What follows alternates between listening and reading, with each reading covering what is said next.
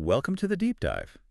Today we're digging into the investigation transcripts for a company called Junie Boutique, Right. and they had this whole really perfected story about an emotional retirement sale for these expensive leather bags. Yeah, and our mission here is pretty direct. We want to give you a quick education on how this kind of modern e-commerce fraud works. Right. We're going to quickly break down the tactical emotional manipulation and then connect that to the logistical traps, the things that turn a good deal into a total headache. And the pitch they had, I mean, it was brilliant. It's this perfect story of authenticity. Mm-hmm. You have this artisan, 40 years of experience, and she's retiring. So to clear out her inventory, she's offering this huge 80% markdown. So like $300 bags are suddenly 59 bucks. Exactly. Yeah. 59 bucks with free shipping. The whole thing is built on tradition, this personal journey. It just gets you to trust them right away. And that trust is precisely what makes the reality so jarring. Our sources show the company didn't have 40 years of history. They opened this year. This year. In California. In California. And they only operate by email. There's no phone number. They even have a D+ rating from the Better Business Bureau. For what? For just not responding to customer complaints. The warm story completely falls apart when you see the cold corporate reality behind it. Okay, wait. But if the entire sale, all the credibility rests on this sweet, retiring craftsperson, that implies a lifetime of work. It does. Not a company that opened, 6 months ago? So how on earth did they sell that image? So this is where the deception gets truly next level. Deepfake analysis confirmed that the photo of this supposed artisan, The kindly retiring face on the website. that's the one. It's entirely AI generated. No way. It's a completely synthetic persona. That's just astonishing. They're basically automating trust itself. They are. And what's worse, that exact same AI-generated face pushing the exact same heartbreaking retirement story shows up on at least 4 other known scam sites. Like what?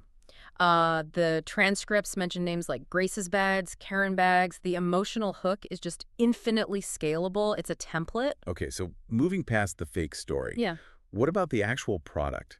What were customers receiving when they thought they were getting handcrafted leather? According to hundreds of reviews, not leather.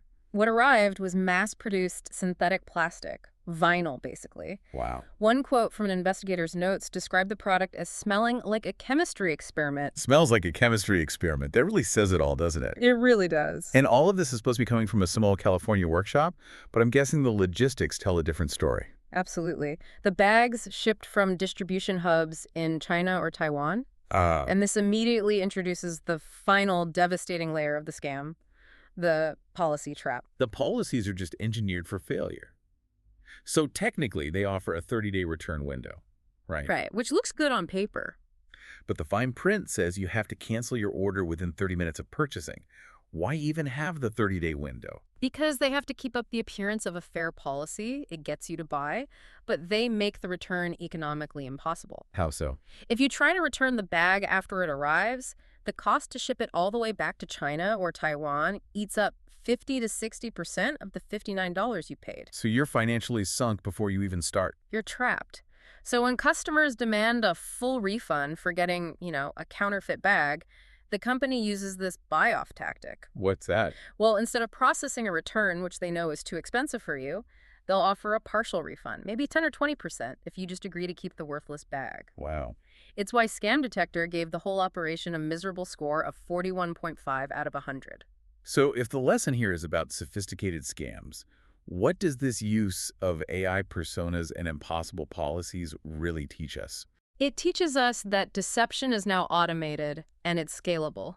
I mean, the hardest part of any scam building that immediate emotional trust is now solved by cheap AI. Right.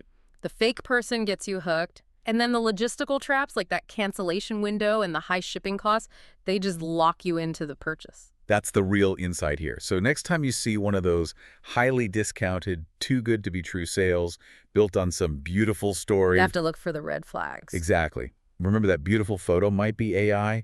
Check if the cancellation window is impossibly tight, like 30 minutes, and always assume the return shipping is designed to cost you more than the product itself. Stay informed and stay vigilant.